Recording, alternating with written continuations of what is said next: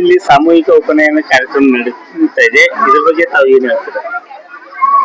16 ಸಂಸ್ಕಾರಗಳಲ್ಲಿ ಇದು ಒಂದು ಉಪನಯನ.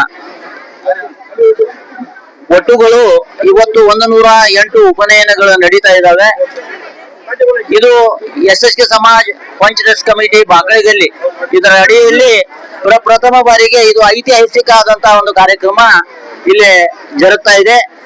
ಸುಮಾರು 108 ಒಟ್ಟುಗಳು ಇವತ್ತು ಬೆಳಿಗ್ಗೆಯಿಂದ ನಿನ್ನೆಯಿಂದನೇ ಸುರುಗಿ ನೀರು, ಆಮೇಲೆ ಏನೋ ದೇವತಾ ಕಾರ್ಯಗಳು, ಹೋಮ ಹವನಾದಿಗಳನ್ನೆಲ್ಲ ಮುಗಿಸ್ಕೊಂಡು ಇವತ್ತು ಯಜ್ಞೋಪವೀತವನ್ನ ಜನವಾರ ಧಾರಣೆ ಕಾರ್ಯಕ್ರಮ ಆಗಿದೆ. ಇನ್ನೇನು ಸಭಾ ಕಾರ್ಯಕ್ರಮ ಈಗಾಗಲೇ ಜರುಗಲಿದೆ.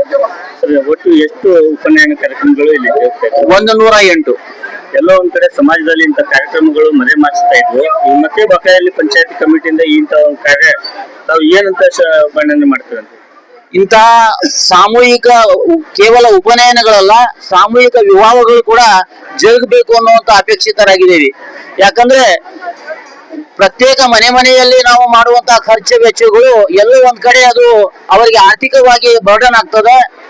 ಅದನ್ನ ತಪ್ಪಿಸ್ಬೇಕಂದ್ರೆ ಸಮಾಜದಲ್ಲಿ ಇಂತಹ ಸಂಘ ಸಂಸ್ಥೆಗಳಿಂದ ಸಾಮೂಹಿಕ ಉಪನಯನ ಹಾಗೂ ಸಾಮೂಹಿಕ ವಿವಾಹಗಳು ಕೂಡ ಜರುಗಬೇಕು. ನಾವು ಕಾಣ್ತಾ ಇದ್ದೇವೆ, ಆಡಂಬರದ ಮದುವೆಗಳು ಜರುಗ್ತಾ ಇದ್ದಾವೆ. ಆದ್ರೆ ಆಡಂಬರದ ಮದುವೆಗೂ ಕೂಡ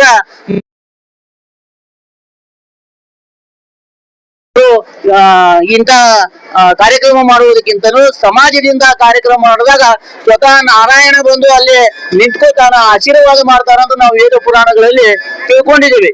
ಸರ್ಕಾರಗಳು ಕೂಡ ಸಾಮೂಹಿಕ ವಿವಾಹಕ್ಕೆ ಹೆಚ್ಚಿನ ಒತ್ತಡ ಕೊಡ್ತಾ ಇದೆ. ಅದೇ ರೀತಿ ಸಮಾಜದಲ್ಲಿಯೂ ಕೂಡ ಅನೇಕ ದಾನಿಗಳಿದ್ದಾರೆ, ಅನೇಕ ಸ್ಥಿತಿವಂತರಿದ್ದಾರೆ. ಅವರೆಲ್ಲರೂ ಮುಂದೆ ಬಂದಾಗ ಇಂತಹ ಸಾಮೂಹಿಕ ಕಾರ್ಯಕ್ರಮ ಜರುಗ್ತವೆ. ಇಂತಹದ್ದು ಕಾರ್ಯಕ್ರಮಗಳು ಇನ್ನೂ ಹೆಚ್ಚು ಜರುಗಬೇಕು ಅನ್ನುವಂತ ಅಪೇಕ್ಷೆ ನಮ್ದಾಗಿದೆ. ಸರ್, ಈ ಒಂದು ಕಾರ್ಯಕ್ರಮದಲ್ಲಿ ಮೇಲು ಕೀಳು ಬಡವ ಶ್ರೀಮಂತ ಅನ್ನೋದು ಎಲ್ಲವನ್ನು ಹೋಗಿ ಏಕತಾ ಮನೋಭಾವನೆ ಕಾಣ್ತಾ ಇದೆ.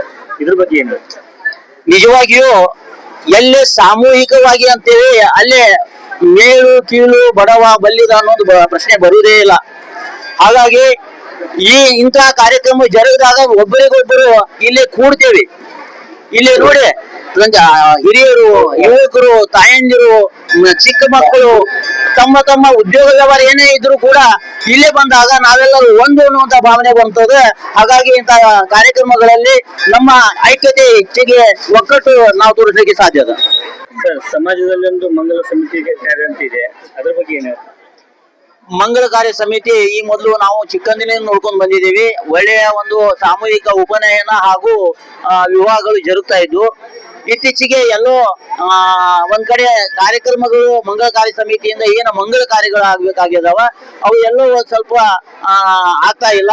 ದಯವಿಟ್ಟು ಅವರು ಹೆಚ್ಚಿನ ಒಂದು ಮುತುವರ್ಜಿ ವಹಿಸಿ ಈ ಮಂಗಳ ಕಾರ್ಯ ಸಮಿತಿಯ ವತಿಯಿಂದ ಇಂತಹ ಸಂಪೂರ್ಣ ಹುಬ್ಬಳ್ಳಿ ಧಾರವಾಡ ಮಧ್ಯದಲ್ಲಿ ಇರ್ತಕ್ಕಂತ ನಮ್ಮ ಕೇಂದ್ರ ಪಂಚಾಯತಿ ಹದ್ದಿನಲ್ಲಿರ್ತಕ್ಕಂಥ ಮಂಗಳ ಕಾರ್ಯ ಸಮಿತಿ ಇನ್ನೂ ಹೆಚ್ಚು ಕಾರ್ಯಕ್ರಮಗಳನ್ನ ಮಾಡಬೇಕು.